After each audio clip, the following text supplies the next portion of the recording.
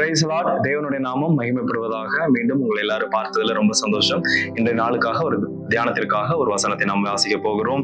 எரேமியா புஸ்தகம் 29வது அதிகாரம் அதனுடைய 13வது வசனம். எரேமியா 29:13. உங்கள் முழு இருதயத்தோடும் என்னை தேடினீர்களானால் என்னை தேடுகையில் கண்டுபிடிப்பீர்கள். உங்கள் முழு இருதயத்தோடும் என்னை தேடினீர்களானால் என்னை தேடுகையில் கண்டுபிடிப்பீர்கள். இந்த வசனம் நமக்கு நல்ல ஒரு தெரிந்த ஒரு வசனம். அதற்கு முன்பதாக இந்த வசனத்தை குறித்து தியானிப்பதற்கு முன்பதாக ஒரு கேள்வியை கேட்க ஆசைப்படுகிறேன். Do you really trust God? நீங்கள் தேவனை உண்மையாகவே நம்புகிறீர்களா? உண்மையாகவே நம்புகிறீர்கள் என்று சொன்னால் 100% தேவனை நம்புகிறீர்களா? இந்த வசனத்தில் அழகா சொல்லப்பட்டிருக்குது, உங்கள் முழு இருதயத்தோடும் என்னை தேடினீர்களானால் என்னை தேடுகையில் கண்டுபிடிப்பீர்கள். ஆண்டவரை நம்ம தேடணும் அப்படின்னா நிச்சயம் நாம அவரை கண்டடைவோம். எப்படி தேடணும் அப்படின்னா முழு இருதயத்தோடு. முழு இருதயத்தோடு தேடுறது என்னன்னா ஒண்ணுமே இல்லை, ரொம்ப சிம்பிள். அவரை சந்தேகப்படாம வேற ஆப்ஷன் எதுவுமே வைக்காம தேவனை மாத்திரம் நம்பி சார்ந்து இருக்கிறது தான் அவரை தேடுறது. இங்க எரேமியா புஸ்தகத்துல அந்த ஜனங்களை குறித்து அழகா சொல்லப்பட்டிருக்கு. அந்த ஜனங்கள் தேடுறாங்க, ஆண்டவரை தேடுறாங்க, இல்லைன்னு சொல்லல. அட் த சேம் டைம் தங்களுடைய நம்பிக்கையை சுற்றி இருக்கிற எல்லா காரியங்கள் மீது வைக்கிறாங்க.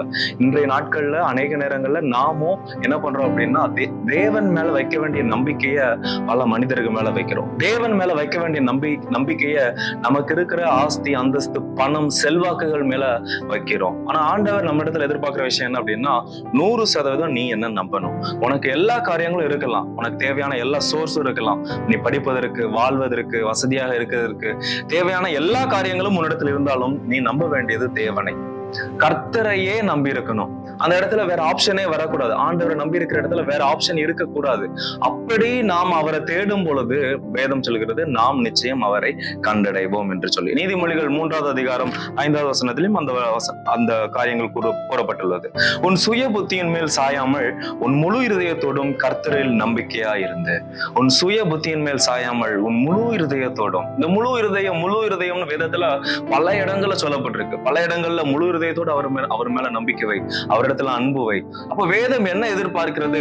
தேவன் உங்களிடத்துல என்ன எதிர்பார்க்கிறார் அப்படின்னா நீ மற்ற எந்த காரியங்கள் உன்னை சுற்றி இருந்தாலும் நீ நம்ப வேண்டியது தேவனை.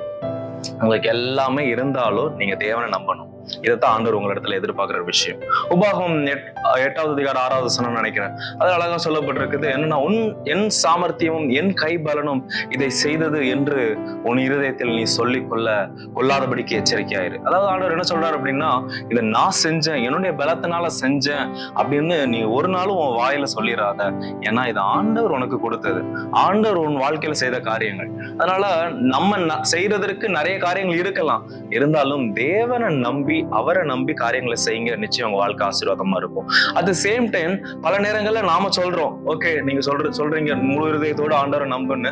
நான் முழு இருதயத்தோட தான் நம்புறேன், 100% தேவனை தான் நம்புறேன் அப்படின்னு நம்ம சொல்றோம். ஆனா சில போராட்டங்கள் வழியாக நாம் விரும்பாத சில சூழ்நிலைகள் வழியாக போகும்போதுதான் தெரிகிறது நாம யாரை நம்பிக்கொண்டிருக்கோம். ஒரு பிரச்சனை வந்தோட நம்ம என்ன பண்றோம், நம்ம போன் எடுத்து அந்த பிரச்சனையை தீர்க்கிறதுக்கான எல்லா வேலையும் பாக்குறோம். அதாவது என்ன பண்றோம் அப்படின்னா ஆண்டவர் நம்முடைய வாழ்க்கையில செய்ய வேண்டிய வேலையை நம்ம கையில எடுத்து செய்யறோம்.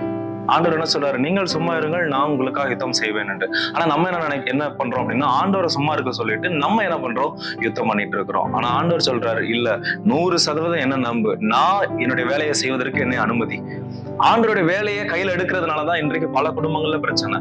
ஆண்டவர் செய்ய வேண்டிய வேலைகளை செய்ய விடாம நம்மளே செஞ்சிடுறோம்.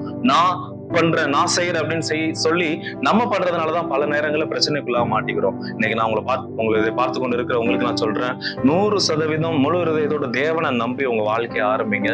நிச்சயம் உங்களுடைய வாழ்க்கை ஆசீர்வாதமாக இருக்கும். இந்த ஒரு வேளை நீங்க ஆண்டவர் விட்டு வெகு தூரம் போயிருந்தீங்கனாலும் பரவாயில்ல, ஆண்டவர் தேடுங்க, கூப்பிடுங்க, நிச்சயம் நீங்க அவரை கண்டடைவீர்கள். Thank you. God bless you. Have a nice day.